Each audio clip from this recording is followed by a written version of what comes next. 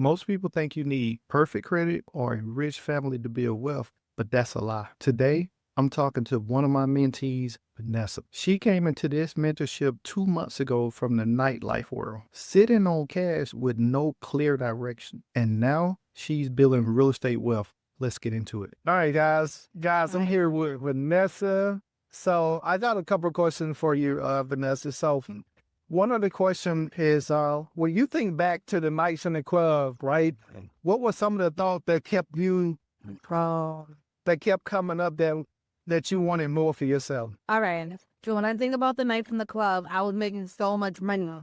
And I was like, you know what? I'm making all this money, but I can't do nothing really with it. So instead of buying the nice bags and watches and shoes and cars, I was like, I'm about to invest in my future because these bags, watches, shoes, and cars cannot grow. They just sit in your closet and they collect dust. So I'm not going to give me a retirement plan. That's not going to give my kid college tuition. So I'm like, you know what? I need to be smart. I'm not going to be able to be in the club forever. So what do I need to do? I need to boss up. And thank God I met Frederick, and he changed my life. Another question for you. So what made you decide to take a chance on me? I have something called intuition. A lot of people don't believe in that. Like, your character just came off very genuine, and being like the way you spoke, it's very clear, direct. Like, you don't sugarcoat nothing, straight to the point, say what it is, even if it hurts my feelings. I had a lot of stuff that I needed to work on work on me to be ready for these type of decisions, like understanding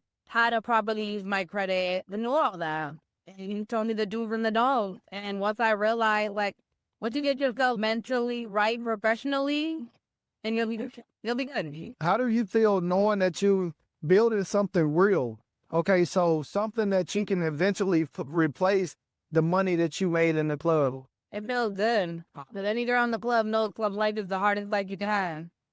So there's ups in the business, of course, the money. Everybody sees the fee, loan, everybody sees the free money, but they don't see what you really go through in the club, and it's a lot.